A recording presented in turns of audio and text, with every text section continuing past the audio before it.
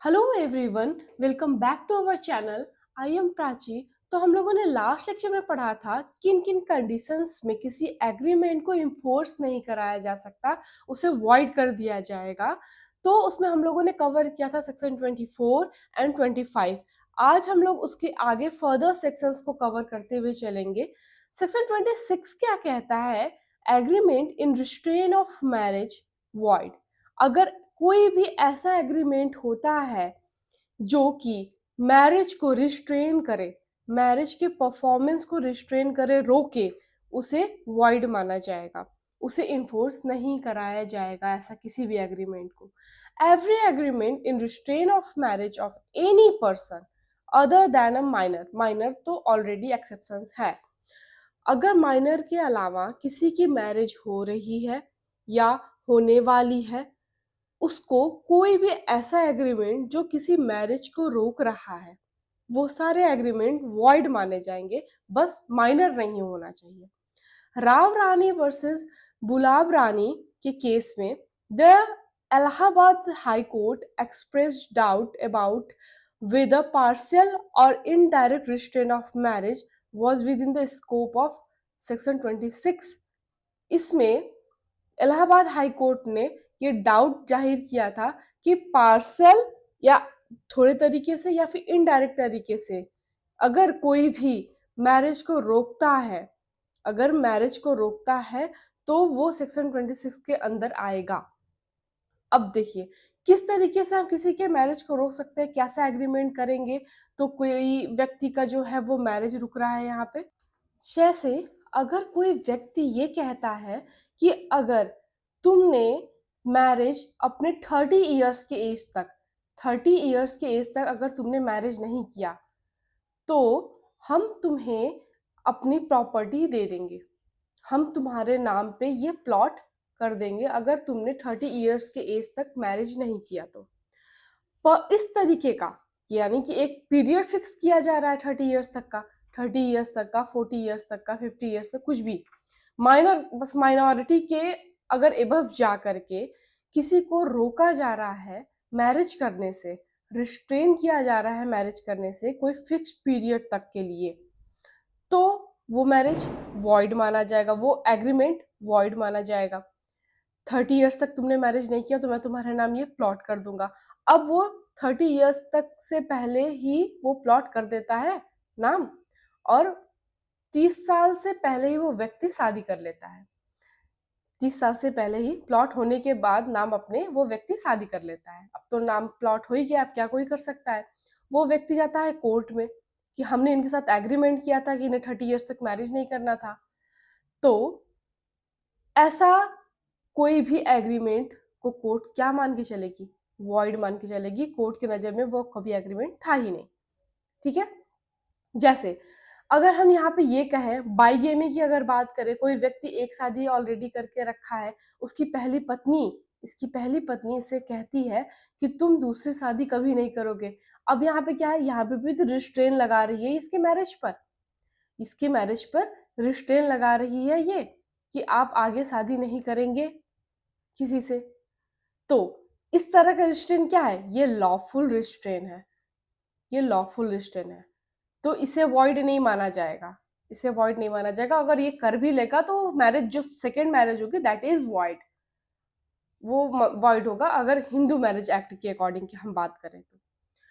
अब कोई fixed period के लिए अगर रोक रहा है किसी को किसी से शादी करने से, या किसी पर्टिकुलर पर्सन से शादी करने के लिए भी अगर रोका जा रहा है, किसी पर्टिकुलर पर्सन से भी शादी करने के लिए अगर रोका जा रहा है, ये कहा जा रहा है, अगर जैसे कि आपने सुना होगा ऑलरेडी, फैमिली में ऐसा होता है कि तुम्हें सबसे शादी कर सकते हो, कर सकती हो, लेकिन इस पर्टिकुलर व्यक्ति से शादी तुम्हें नहीं करना है, इस पर्टिकुलर व्यक्ति से शादी नहीं करना है, बाकी तुम किसी से भी शादी कर सकते हो या कर सकती हो। अब यहाँ पे पर्टिकुलर पर्सन से रोका जा रहा है शादी करने के लिए। अगर ये पर्सन उसके किसी भी रिलेशनशिप में नहीं आता है, अगर किसी भी तरह के फैमिली रिलेशनशिप में नहीं आता है, उसके बाद भी इसे रोका जा रहा है शादी करने से, इस व्यक्ति के प्रोहिबिटेड रिलेशनशिप में नहीं है, और रोका जा रहा है इस व्यक्ति से शादी करने से, तो ऐसा रिस्ट्रेंट भी क्या माना जाएगा? वॉइड ही माना जाएगा। क्यों? क्योंकि ये प्रोहिबिटेड डिग्री में नहीं है। ऐसा नहीं है कि इस व्यक्ति से शादी नहीं किया जा सकता। फुलफिल कंडीशन सारे हो रहे हैं, फिर भी अगर इसके अगेंस्ट रोका जा रहा है तो वो भी वॉइड होगा। किसी पर्टिकुलर पर्सन, पर्टिकुलर क्लास से शादी करने से रोकना, किसी पर्टिकुलर फिक्स्ड पीरियड के लिए शादी करने से रोकना, ये सब क्या है? ये सब वॉइड है, वॉइड एग्रीमेंट है, माने जाएंगे। इसमें एक अगर क्वेश्चन हम बात करें आपसे कि एक विडो थी, उस विडो की मैरिज, जब वो विडो हो गई उसके बाद उसके जो घर वाले रहते हैं, उसके पति के घर वाले, वो ये कहते हैं उससे, या उस लड़की के ही घर वाले ये कहते हैं उससे कि अगर तुमने रीमैरिज किया, अगर उस विडो ने रीमैरिज किया तो उसे प्रॉपर्टी नहीं मिलेगी, उसे उसके पति की प्रॉपर्टी नहीं दी जाएगी अगर इस विडो ने क्या किया? रीमैरिज किया किसी और से। तो अब यहाँ पे क्या ये भी रिस्ट्रेन ऑफ मैरिज माना जाएगा? यहाँ पे मेरे वर्ड्स को ध्यान दीजिएगा। क्वेश्चन ये है कि ये विडो है, इसके घर वाले या इसके पति के घर वाले इससे ये कहते हैं कि अगर तुमने रीमैरिज किया तो तुम्हें मेरे पति के प्रॉपर्टी में, उसके पति के प्रॉपर्टी में उसे कोई भी हिस्सा नहीं दिया जाएगा। अगर ऐसी कोई बात हो रही है तो यहाँ पे ये ध्यान देने वाली बात है कि इस विडो को मैरिज करने से यहाँ पे नहीं रोका जा रहा है। इस विडो को मैरिज करने से नहीं रोका जा रहा है, यहाँ पे इस बात से रोका जा रहा है कि उसे प्रॉपर्टी नहीं दिया जाएगा। यहाँ पे रोक उसकी प्रॉपर्टी नहीं देने पर है, ना कि शादी करने के लिए रोक है। अगर तुमने शादी नहीं किया, अगर तुमने शादी कर लिया किसी और से, तो प्रॉपर्टी नहीं मिलेगी।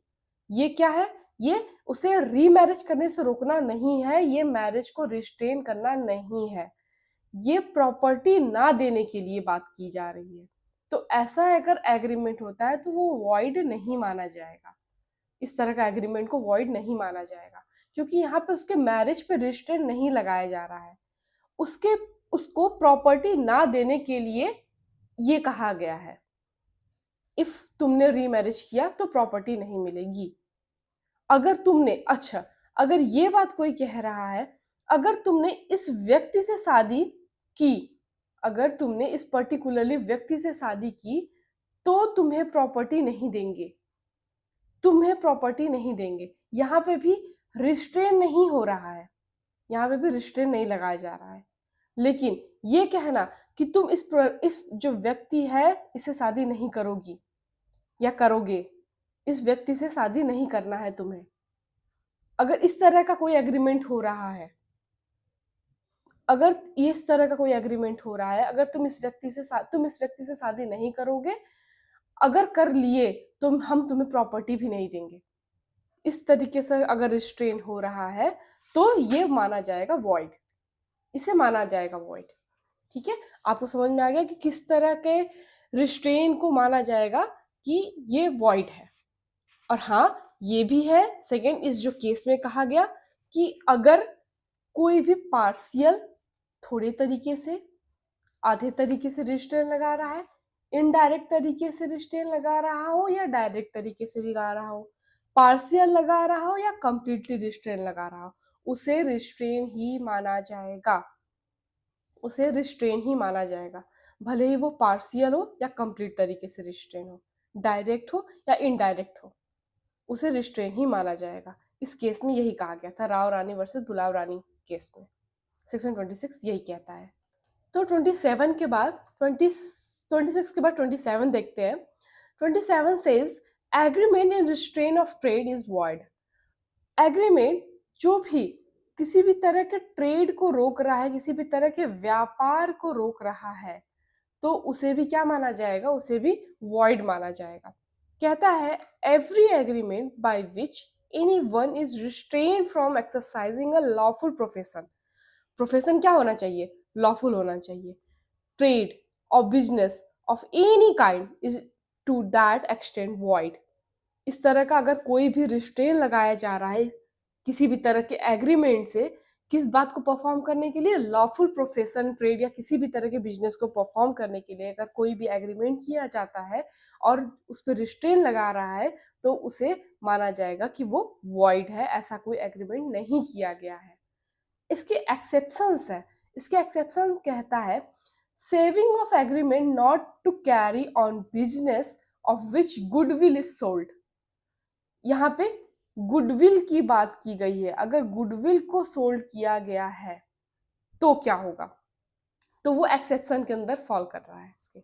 One who sell the goodwill of a business may agree with the buyer to refrain from carrying on a similar business within the specified local limit so long as the buyer or any person deriving title to the goodwill from him carries on like business therein, provided that such limits appear to the court reasonable regard being had to the nature of the business। पहले हम ये समझते हैं कि section 27 क्या कह रहा है, उसका मेन हेडलाइंस, उसके बाद इसके एक्सेप्शन को देखेंगे। कहता है अगर कोई भी व्यक्ति किसी भी तरीके से किसी के ट्रेड से रिलेटेड एग्रीमेंट करता है, वो इस तरह का एग्रीमेंट है कि वो ट्रेड पे रिस्ट्रेन लगा रहा हो या बिजनेस पे रिस्ट्रेन लगा रहा हो, तो वो एग्रीमेंट वॉइड माना जाएगा और एग्रीमेंट होना चाहिए लॉफुल। मीन्स अब अगर यहाँ पे ए और बी के बीच में एक एग्रीमेंट होता है, ए कहता है ठीक है मैं तुम्हारे नाम अपनी ये शॉप कर दूंगा, ये जो कपड़े की शॉप है वो मैं तुम्हारे नाम कर दूंगा, बी के नाम कर दूंगा, अगर तुम ये जो ड्रग्स का बिजनेस है उसे छोड़ दोगे। ड्रग्स मतलब गलत चीजों का, ड्रग्स के बारे में बात कर, गलत मेडिसिन के बारे में बात की जा रही है यहाँ पे, अच्छे मेडिसिन की बात हम नहीं कर रहे हैं। अगर तुम अपना ये ड्रग्स का बिजनेस छोड़ दोगे, अगर तुम अपना ये ड्रग्स का बिजनेस छोड़ दोगे तो मैं तुम्हारे लिए ये अपना शॉप तुम्हारे नाम कर दूंगा। अब यहाँ पे ये जो ड्रग्स का बिजनेस छोड़ देना, ड्रग्स का बिजनेस छोड़ देना, या अगर ये कहता है कि अगर ये जो तुम्हारा घर है, बी का ही मान लेते हैं ये घर है और बी का ही ये दोनों, बी इसी घर में ये ड्रग्स का काम करता है, ए कहता है कि मैं जब्त कर लूंगा तुम्हारा घर अगर तुम ये ड्रग्स का काम नहीं छोड़ोगे तो।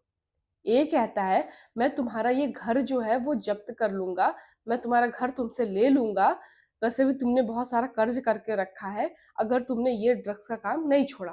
तो यहाँ पे क्या है, एक तरह से यहाँ पे इसके ये जो बिजनेस है या ट्रेड है जो भी ये कर रहा है इस पे एक तरह से रिस्ट्रेन लगा रहा है। लेकिन कैसा रिस्ट्रेन है? इसका जो बिजनेस है वो तो लॉफुल नहीं है, वो तो अनलॉफुल है। तो इस तरह का अगर कोई रिस्ट्रेन लगाता है तो वो तो वैलिड होगा, वो वैलिड माना जाएगा, वो वॉइड नहीं माना जाएगा। लेकिन अब इसी ड्रग्स के बिजनेस के जगह अगर यहाँ पे कोई अच्छा कपड़े का बिजनेस होता, क्लॉथ्स का बिजनेस होता, या फिर किसी भी मिठाई या किसी भी चीज का, अच्छी चीज का बिजनेस होता, और इसको लेकर के अगर यहाँ पे ए रिस्ट्रेन लगाता, रोकता, एग्रीमेंट करता, तो वो वॉइड माना जाता। क्या होना चाहिए प्रोफेशन? ये ध्यान ध्यान देने वाली बात है कि ये लॉफुल प्रोफेशन, ट्रेड या फिर बिजनेस होना चाहिए। एक्सेप्शन क्या कह रहा है? अब एक्सेप्शन पे ध्यान देने वाली बात है। एक्सेप्शन कह रहा है इसका, अगर कोई भी अगर कोई भी व्यक्ति अपना गुडविल किसी को बेचता है, अगर कोई भी व्यक्ति अपना गुडविल किसी को बेच रहा है तो उस पे वो एक तरीके से रिस्ट्रेन, रोक लगा सकता है। किस बात पे रोक लगाएगा? अगर वो अपना गुडविल किसी को बेचा है तो वो इस बात पे रोक लगा सकता है कि भाई हम आपको अपना नाम दे रहे हैं, अपने दुकान का इतना पॉपुलर नाम दे रहे हैं, कम से कम refrain from carrying on a similar business. उसके लिए वो सिमिलर बिजनेस करने से उसको रोक सकता है। उसको ये कह सकता है कि आप इस प्लीज इस एरिया में इस काम को मत करिए, इस एरिया में इस काम को मत करिए, so long as the buyer or any person deriving the title of a goodwill from him carries on a like business। Same जो उसी तरह का बिजनेस कर रहा है उसको रिस्ट्रेन कर सकता है कि आप इस तरह का बिजनेस मत करिए, इस एरिया में, इस लोकल लिमिट में बिजनेस मत करिए, किसी इस तरह का वो रिस्ट्रेन लगा सकता है अगर कोई भी व्यक्ति अपना गुडविल को सोल्ड करता है। अब ये गुडविल क्या होता है? अब ये यहाँ जान लेते हैं गुडविल क्या होता है। जैसे कि ये एक बहुत फ़ेमस और बहुत पुरानी शॉप है, बहुत पुरानी ही दुकान है ये, बहुत फ़ेमस दुकान है और ये है मान लेते हैं ये स्वीट्स की, ठीक है? मिठाई की दुकान है। बहुत अच्छी, बहुत फ़ेमस दुकान है और काफ़ी लंबे समय से ये चली आ रही है, बहुत पुरानी। अब इस दुकान का काफ़ी नाम है अगल-बगल या फिर काफ़ी दूर शहर में इस शहर में इस दुकान का काफ़ी नाम है। इवन इस दुकान के नाम से यहाँ पे कोई गली या चौराहा है भी है। अगर इस चौराहे पे जाना है तो इस दुकान का ही नाम लिया जाता है, तो लोग जा समझ जाते हैं कि हाँ, एक ज एज़ अ लैंडमार्क यूज़ किया जाता है ये दुकान। तो यहाँ पे इस दुकान का क्या गुडविल है कि हाँ, ये एक बहुत अच्छी दुकान है। यहाँ पे बहुत अच्छी फ्रेश मिठाइयाँ मिलती हैं। इस चौराहे पर है ये दुकान। इस चौराहे का नाम इस दुकान से ही जाना जाता है। तो इसका ये गुडविल है इस दुकान का एक तरीके से। तो अब कोई जो इसका जो ओनर है वो इस शॉप को सेल कर देता है, बेच देता है। किसको बेच देता है? वो मान लेते हैं इसे सी है ये व्यक्ति, इसको ये ओनर जो है ये सेल कर देता है दुकान, सोल्ड कर देता है और अपने दुकान का गुडविल भी सोल्ड कर देता है कि आज से ये दुकान तुम्हारे ही नाम से चलेगी और सब मतलब मेरे ही नाम की जो दुकान है, इस दुकान का जो नाम है, मान लेते हैं इस दुकान का नाम ये हल्दीराम का ही मान लेते हैं हम यहाँ पे। ये हल्दीराम की शॉप है। और ये हल्दीराम की शॉप जो है, ये बिल्कुल हल्दीराम के ही नाम से अभी भी चलेगी और तुम इससे पूरा सेल परचेज़ जो भी प्रॉफ़िट होगा सब कुछ ले सकते हो, सब कुछ करोगे। अब इसने क्या किया अपना गुडविल इसे बेच दिया। अब यहाँ पे रिस्ट्रिक्शन क्या कह रहा है कि अगर कोई व्यक्ति अपनी गुडविल सेल करता है, बेच देता है, तो ये जो सी है ये चाहे तो इस व्यक्ति के ऊपर ये रेस्ट्रिक्शन लगा सकता है जिसने अपनी गुडविल बेची है कि आप प्लीज इस एरिया में कम से कम इस एरिया में आप यहाँ पे कोई दुकान नहीं खोलेंगे, इस चौराहे के इर्द गिर्द कोई दुकान नहीं खोलिएगा क्योंकि आपकी ऑलरेडी बहुत अच्छी गुडविल थी, लोग हमारे जो दुकान पे लोग हट के आपके दुकान पे चले जाएंगे, ये कह सकता है। या ये भी कह सकता है कि आप अगर ठीक है, अगर आप इस एरिया में ही दुकान खोल रहे हैं अपनी, तो कम से कम इस स्वीट की दुकान ना खोल के आप कोई कपड़े की या नमकीन की या किसी और चीज़ की दुकान खोलिए यहाँ पर। यहाँ पे कृपया आप स्वीट की दुकान ना खोलें। तो इस तरह का रेस्ट्रिक्शन ये सी जो है, ये इसके ऊपर अप्लाई करा सकता है, बोल सकता है, रोक सकता है कि कम से कम इस लिमिट में मत करिए ऐसा काम आप। क्योंकि आपने गुडविल ऑलरेडी बेचा है हमें, तो मुझे इसका कुछ लाभ उठाने दीजिए इस बिज़नेस से। तो ये रेस्ट्रिक्शन है इसका। तो अगर ऐसा कोई रेस्ट्रिक्शन लगाता है, इस तरह का अगर कोई रेस्ट्रिक्शन लगाता है, तो इस तरह का रेस्ट्रिक्शन वैलिड माना जाएगा, इस तरह के रेस्ट्रिक्शंस को वॉइड नहीं माना जाएगा। लेकिन अगर गुडविल वाली बात नहीं है, अदर कोई प्रोफेशन परफॉर्म कर रहा है, उसके बाद कोई रेस्ट्रिक्शन लगाता है उसे, तो वो वॉइड माना जाएगा, वो बिल्कुल वॉइड माना जाएगा। अब जैसे कि हम ये कह दें, यहाँ पे बहुत अच्छा एग्ज़ाम्पल हम यहाँ ये ले सकते हैं, बहुत सारे स्कूल्स होते हैं, जैसे ये है, एक स्कूल है, ये एक स्कूल है और एक ये सेकंड स्कूल है। ये 2 स्कूल्स हैं, ये 2 स्कूल्स हैं। अब ये जो स्कूल था ए, यहाँ पे स्कूल बहुत फ़ेमस था, अच्छा था। इसकी जो फ़ीस थी वो बहुत बढ़िया थी, जहाँ जिस हिसाब से कोई बच्चा ईज़िली इसे अफ़ोर्ड कर सकता था, पढ़ सकता था, टीचर्स, क्वालिटी सब कुछ अच्छी थी। उसी के स्कूल के बगल में, उसी लोकेलिटी में एक व्यक्ति है जो आता है, वो अपना एक स्कूल खोल देता है, सेम उसी लोकेलिटी में और उसी नाम से बिल्कुल। हूबहू उसी नाम से उसी लोकेलिटी में ये दूसरा स्कूल खोल दिया जाता है। सेम फीस रखा जाता है। फीस भी उतना ही रखा जाता है और क्वालिटी भी वो सेम देने लगता है। तो अब ये जो पहला वाला स्कूल था, ये जो A1 था और ये A2 है। अब A1 अगर चाहे तो क्या ये रिस्ट्रिक्शन लगा सकता है A2 पर कि आप इस लोकेलिटी में अपना स्कूल मत खोलिए या आप फीस कम लीजिए या फिर ज़्यादा लीजिए, मेरे बराबर फीस मत लीजिए। ऐसा कुछ कह सकता है क्या A1 A2 से यहाँ पर? तो वो ऐसा बिल्कुल नहीं कर सकता।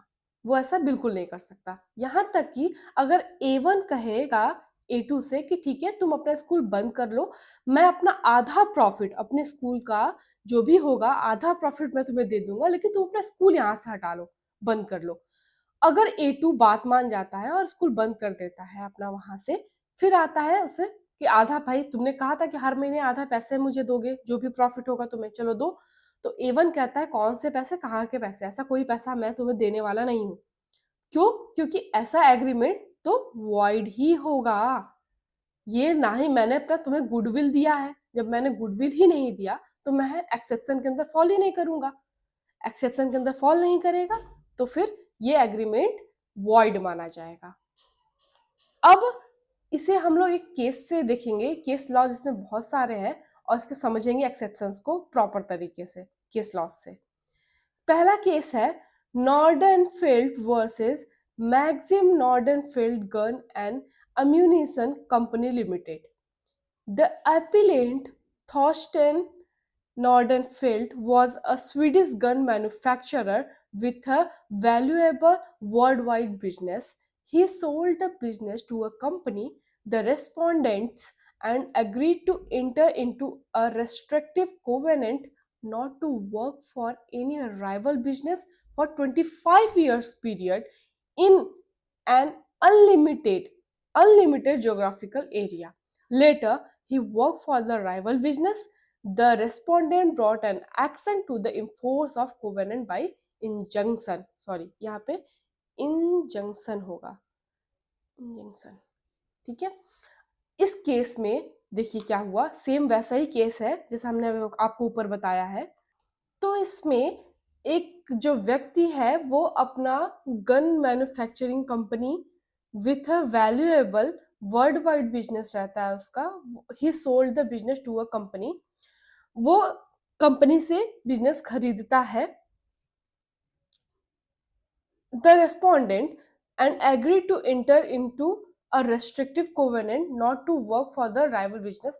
हाँ, सेम वही कंडीशन है जैसे कि हमने आपको ऑलरेडी बताया कि वो एक बिजनेस का गुडविल का लेन देन होता है पार्टीज के बीच में, बिजनेस के गुडविल का लेन देन पार्टीज के बीच में होता है, और पार्टीज ये इस बात पर जो खरीदता है वो एग्री कर जाता है कि वो 25 इयर्स के लिए, आने वाले 25 सालों के लिए सेम बिजनेस परफॉर्म नहीं करेगा, not to work for a rival business for 25 years period, और वो अनलिमिटेड ज्योग्राफिकल एरिया, कोई भी लिमिटेड एरिया जो है वह कोई भी एरिया में परफॉर्म नहीं करेगा, ना ही कोई लोकल लिमिट की यहाँ पे बात नहीं की गई, अनलिमिटेड ज्योग्राफिकल एरिया की बात किया गया था इसमें।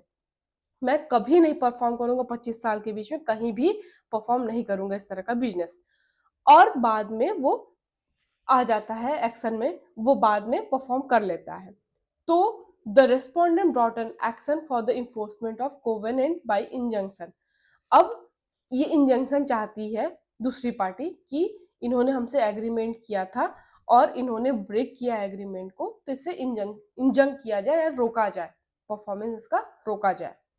तो इस केस में क्या होता है, देखिए इंग्लिश लॉ का प्रिंसिपल है all trade should be free. सभी व्यक्ति जो है वो ट्रेड करने के लिए फ्री होते हैं, या सभी जो ट्रेड होता है वो फ्री होना चाहिए।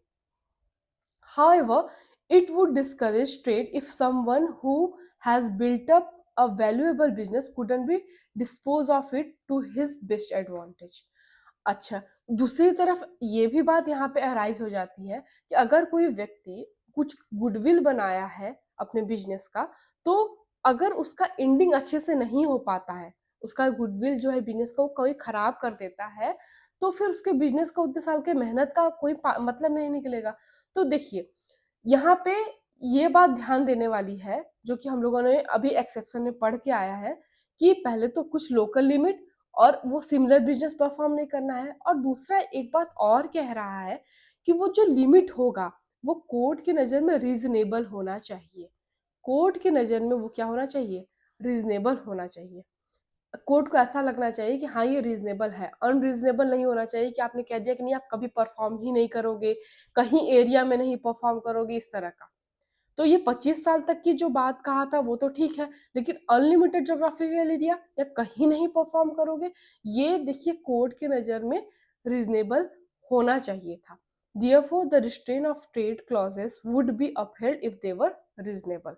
अगर वो रीजनेबल है तो उसे परफॉर्म कराया जाएगा, अदरवाइज नहीं परफॉर्म कराया जाएगा। इस केस में इसके जो फर्स्ट पार्ट है 25 ईयर तक के लिए आप परफॉर्म नहीं करेंगे, इस बात को तो ठीक है वैलिड माना गया, लेकिन ये जो बोलना कि आप कहीं परफॉर्म नहीं करेंगे, आप अनलिमिटेड ज्योग्राफिकल एरिया में कहीं परफॉर्म नहीं करेंगे, तो ये जो है उसे अनरीजनेबल माना गया था, उसे वॉइड माना गया था।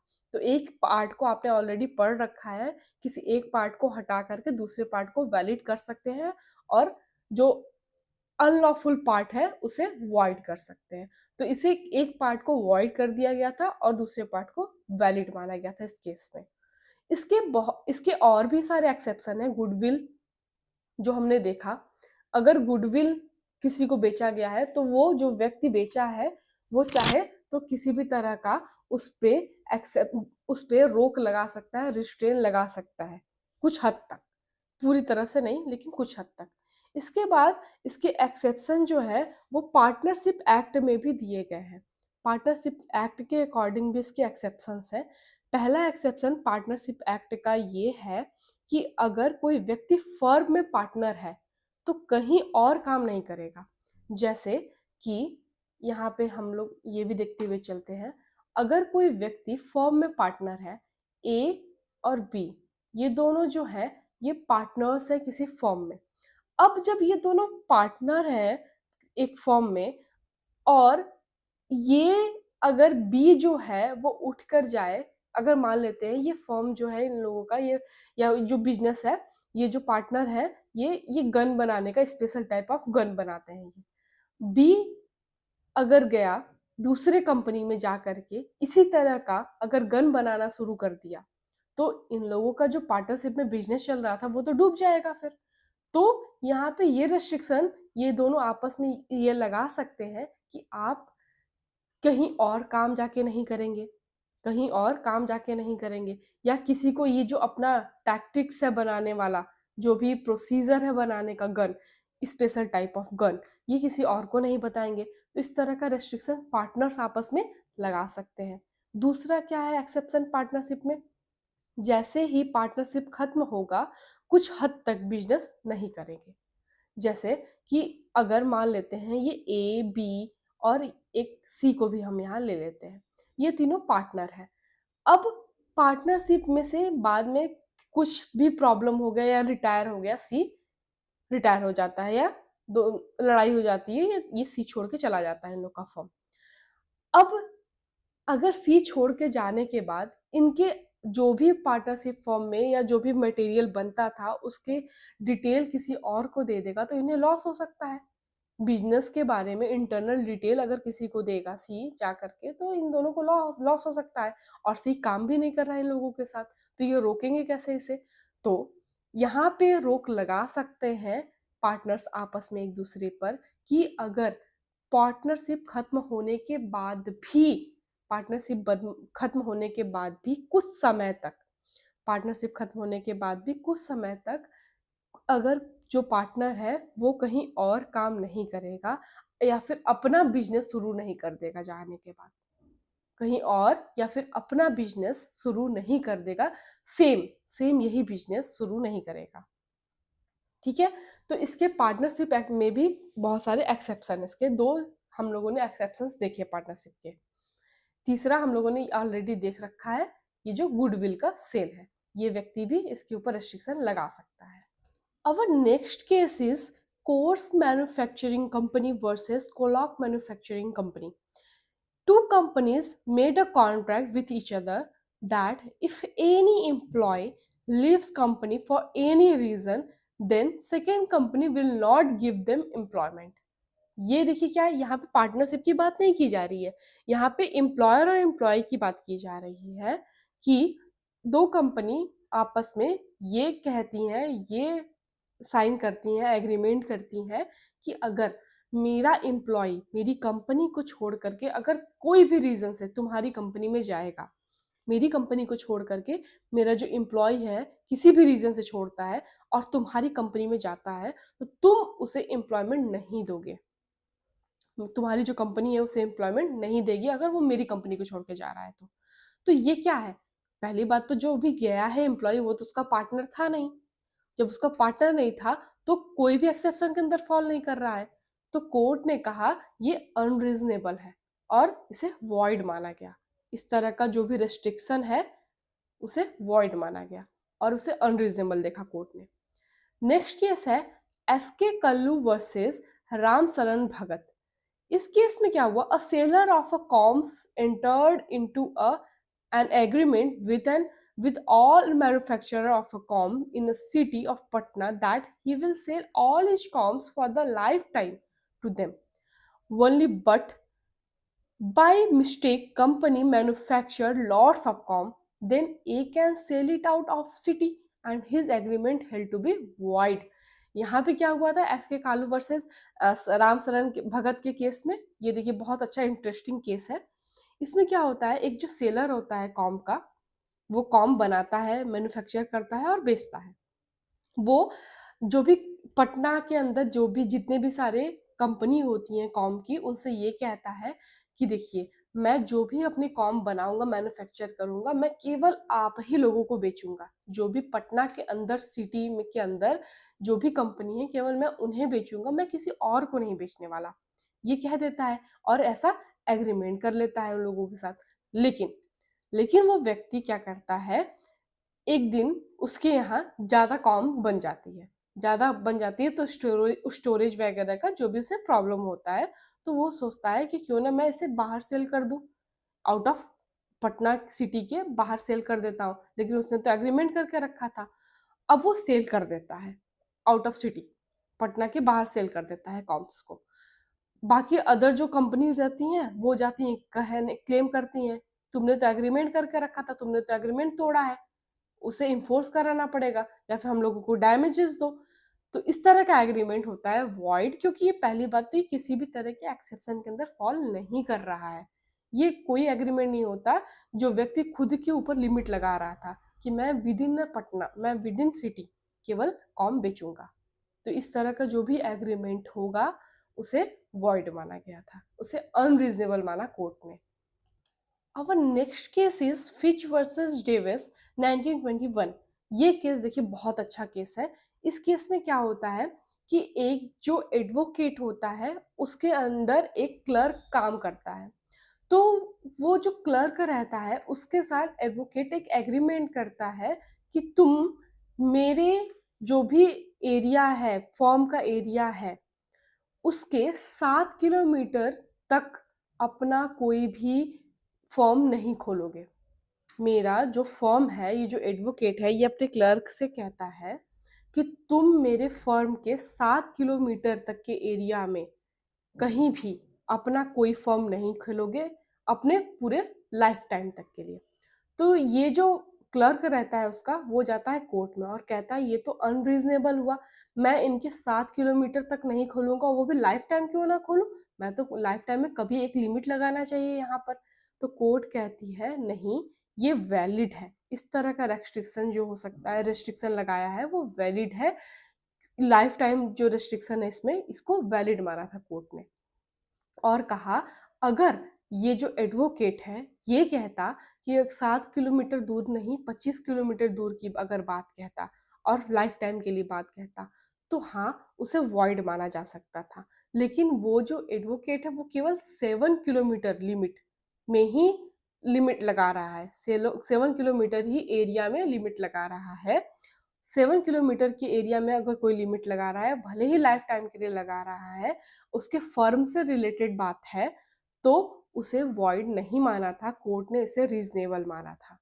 कोर्ट ने कहा कि ये रीजनेबल है, this isn't a void agreement. ये बहुत अच्छा केस है फिच वर्सेस डेविस 1921 का। ये लैंडमार्क केस है, इसका लैंडमार्क केस है अभी तक में 27 का। तो इसके हम लोगों ने कौन कौन से एक्सेप्शंस अभी तक देखे हैं? 27 के एक्सेप्शंस हैं कि गुडविल अगर कोई सेल कर रहा है तो वो रेस्ट्रिक्शन लगा सकता है, उसमें लिमिटेड रेस्ट्रिक्शंस लगा सकता है। दूसरा हम लोगों ने देखा था पार्टनरशिप। पार्टनरशिप में रेस्ट्रिक्शंस लगा सकता है कि तुम हमारे पार्टनर हो, तुम किसी और कंपनी में जा करके नहीं काम करोगे क्योंकि तुम हमारे पार्टनर हो।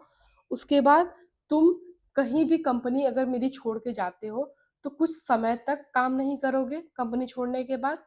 इसके बाद तीसरा एक्सेप्शन हम लोग ये भी जान सकते हैं अबाउट ट्रेड यूनियंस। आप लोगों ने सुन रखा होगा जो भी ट्रेड यूनियंस होते हैं वो लोग हड़ताल कर देते हैं कि हमारे जो भी ट्रेड वर्कर्स होंगे वो काम नहीं करेंगे, जान वो रिस्ट्रेन लगाते हैं ट्रेड पर कि काम नहीं करेंगे अगर मेरी मांगे नहीं पूरी की गई तो, या इस तरह का वर्कर जो है ये इनकी कंपनी में नहीं जाएगा काम करने के लिए। इस तरह के रिस्ट्रिक्शंस अगर ट्रेड यूनियन वाले लगाते हैं तो ये वैलिड माना जाता है। अगर ट्रेड यूनियन किसी भी तरह का रिस्ट्रिक्शन लगाती है तो वो वैलिड माना जाता है, लेकिन हाँ, रिस्ट्रिक्शन जो होना चाहिए वो रीजनेबल होना चाहिए। रिस्ट्रिक्शन रीजनेबल होना चाहिए।